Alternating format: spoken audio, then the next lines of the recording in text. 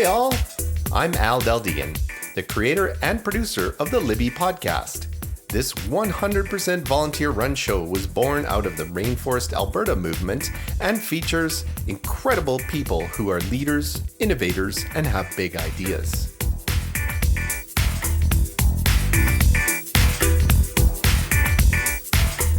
And another episode hosted by Rea Hailley. This is her fourth episode of her new series, and today her guest is Pam Carteri. And here's Rea. Hi everyone, I'm Rea Hailley, co-founder of New Idea Machine. We help business owners cut subscription costs and grow revenue with custom app development. Welcome to 5 questions and 1 wild story, fempreneurs to watch for. Today's fempreneur is Pam Carteri. Hi Pam, so excited to chat with you. Thank you for having me. This is different, out of my comfort zone, but I'm really excited. Thank you. Awesome. Welcome to the club. Okay, ready to dive in? Okay, as ready as I'm ever going to be, I think. Okay. What do you do and why is it important? So myself and my business partner, who's also been a friend for about 20 years, have a boutique recruitment firm here in Calgary. We specialize in mid to senior level management, a little bit of executive, and we work with companies to work in a retained model for recruitment. With that, it means we will work with a company, be their only recruiter on the market for that role, get to know them a bit, and then so that we can use that knowledge to get to know our candidates, what they bring, and part of the overall picture. A lot of what we do is also getting involved on that strategic planning front of not only what does that company need today in this role, but then also rolling out for bigger picture. That's brilliant. Why it's important, Rea, is that that's a very stressful time for folks.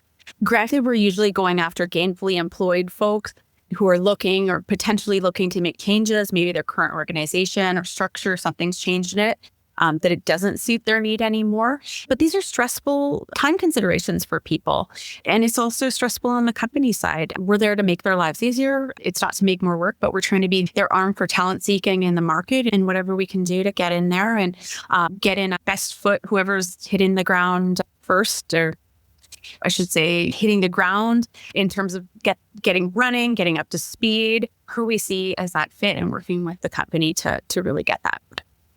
It's not a fun time in terms of people's lives and transitions and looking to ease that. I think we can all use some of that ease.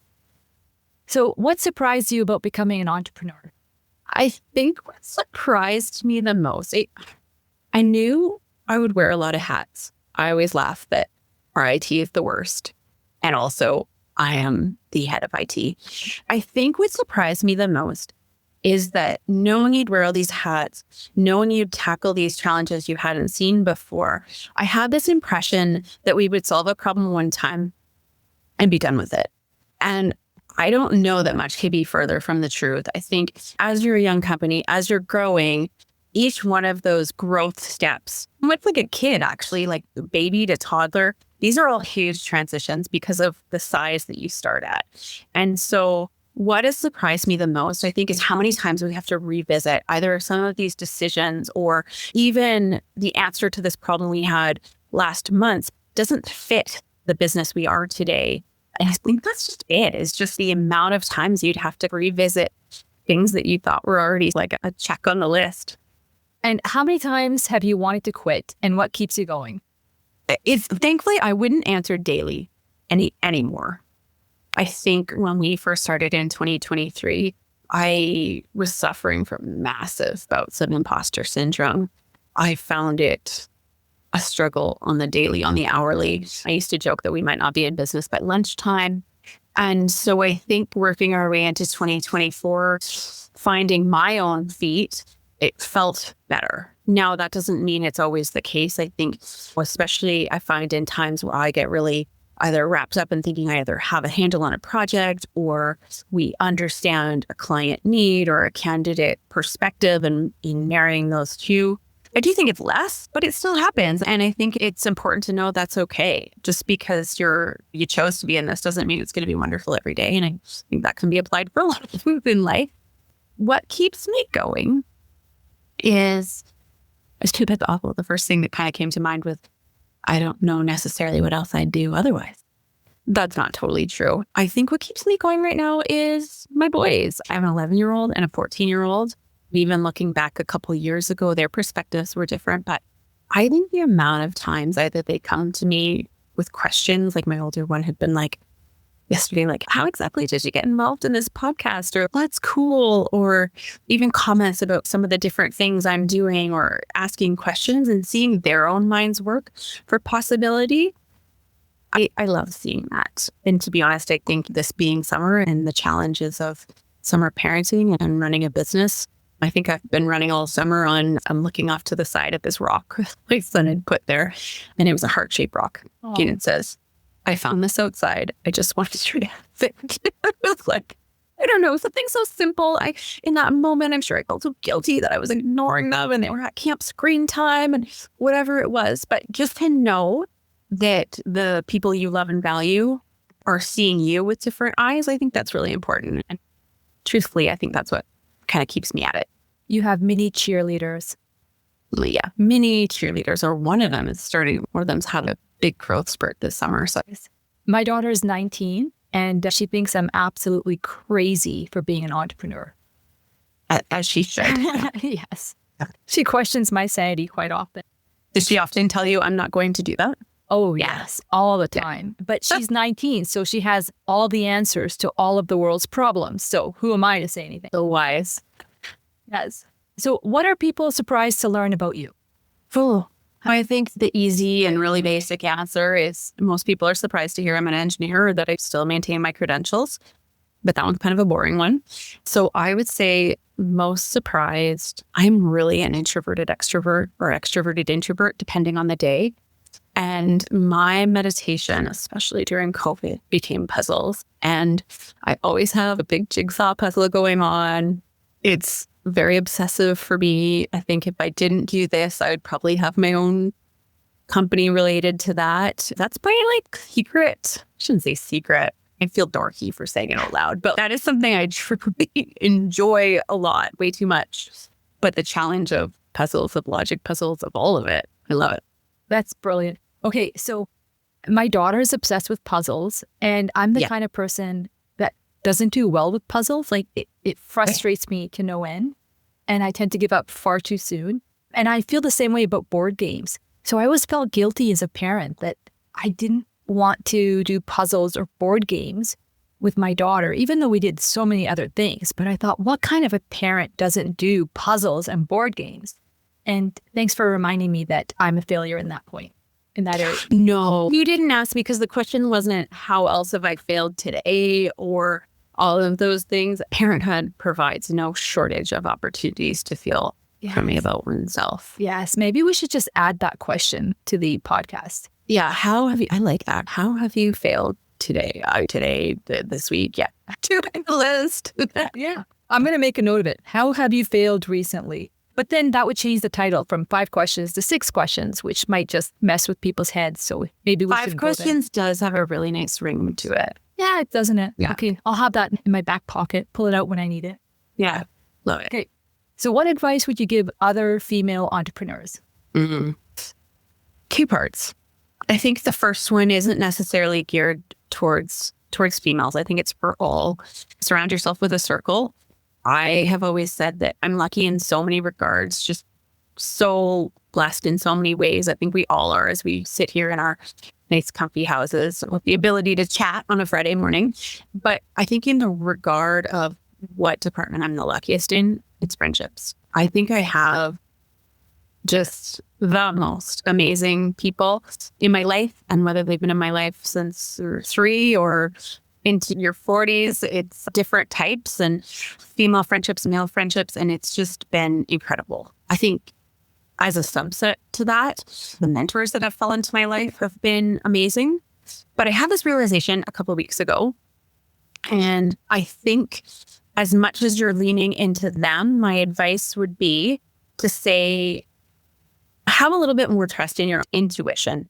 I found myself in the past couple of years going to people I trust for a certain thing because either they're accomplished in this or I know about this. And recently I found that I need to put a little bit more trust back in myself a bit. because I'm realizing like not all companies are the same or situations are the same. And much, how I've been so surprised at some of the decisions we had to remake.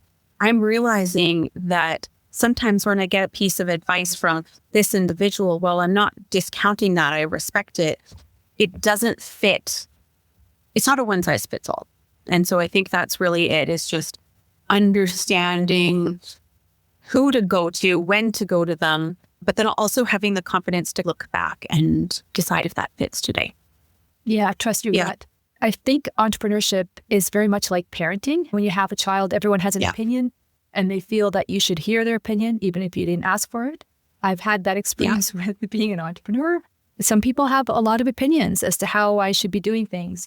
And at first, because of that imposter syndrome, I did listen to every opinion. And now I do listen to my own gut a lot more often because I know my business and I know where I want to be. And not everyone sees my vision. And that's okay. That's great.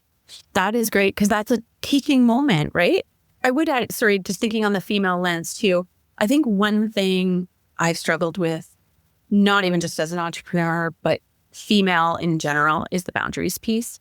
And I would really say, again, it can be day by day, minute by minute, but to set a boundary and keep within it. And whether or not that's, I'm going to focus on this work and be super clear with my family, that's what I'm doing right now.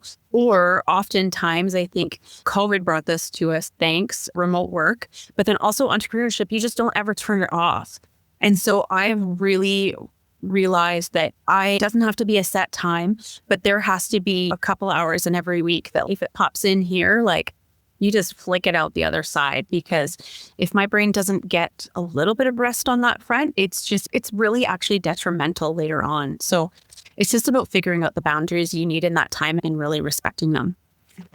Agreed. My habit is write it down, because once I write it down, then my brain can let it go and then I can come back to it later. But if I can't write it down, I will obsess about it endlessly until I do something about it. And I often find with that too, the things that you write down, and this happens too with the things I avoid, is, geez, man, that was a 4-minute task. That didn't have to be. And look how much headspace you just gave that to it. So I even find sometimes writing it down to get it out of my mind isn't like, do the things. Yes, just do the thing. I think that came up in a previous podcast as well. Okay, so what is your one wild story? Okay. I struggled with this so hard because I also, when someone tell me a joke, I got nothing. It doesn't have to be. No, I know. It's just, but you're like, should it be work related? Should it be self-definition? Like, I struggled so much. But what I'm going to do is, just because this is work related, I'm going to tell you a work story, and I'm going to tell you about how this all started. So I said at the beginning, Faye and I have known each other for 20 years. I'm actually like even struggling to think of like the first way we met each other, because we have this very large extended friend circle, and there was like husbands and wives friends, and the girls all got together at some point. So, she's in that. But at one point we're in a book club. Neither one of us reads books. And I think as the years gone on, we've always had great conversations, and we've always like really respected kind of the different roles we were in, because they were very different roles. And we really came to a time in March of 2023. And Faye had started to do a little bit more work on her own. She had left her last shop. I had left my last shop. We're both looking what's next, navigating home front. And we're both boy moms too, of boys similar ages. And she literally says to me one day, I have a client. He's in oil and gas, which is my background. He talks a lot. I don't know what he's talking about. Will you come to this meeting with me? I got nothing better to do. Wednesday afternoon, the boys are at school. Here I am trying to figure out what I'm going to do now. And so I go to this meeting with her. I don't even know the thought process ahead of the time. I think I look up the company and make small talk. It was great. It was literally a conversation about a role, a vice president role in business development they were looking to fill, very energy adjacent in the software side of things. And at the end of the meeting, the team looks at us and they're like, we want to hire you ladies. And we go down to the parking lot. We drove together. And it was like, do you want to do this thing? should we try this out? And that was literally how we got started. So we obviously went for a glass of wine immediately following that, cheersed, and said, let's try this out. Try this out led to more work right away. We said, let's try being work married for 2023. 2024 hit, and we were both surprised to find out we had not sorted all of our stuff out. So we decided to keep being work married in 2024. And I think we still haven't figured it out, and we're in 2025 and we're still work married. So that is my story of the beginning. That is a pretty cool story. So I'm noticing a trend because a few people I've spoken to now have said that they've become entrepreneurs by accident, which is fascinating to me because I think there's more of us than we realize. So that's something I have to give some thought about and maybe do a whole separate episode on how people became entrepreneurs. But I like that. And I think because I like to think in numbers and those pieces too, I'd love to know a little bit more of the gender divide, the age divide, and even in terms of if it's product or service. Like I think, I'm speaking from like my own place of where it was, I wasn't ever opposed to being an entrepreneur. I just didn't know how I was going to put it out there. And I think I had some ideas that were more product related, and I can talk myself about anything pretty quick. So I think that product related is too many logistical demands, capital demands from where I was comfortable. If I wasn't committed to the idea, or if I wasn't totally sure of it. And so I think, but naturally we get to the point, like I really found where I was with starting this was a little like, my boys are getting older. They need me differently.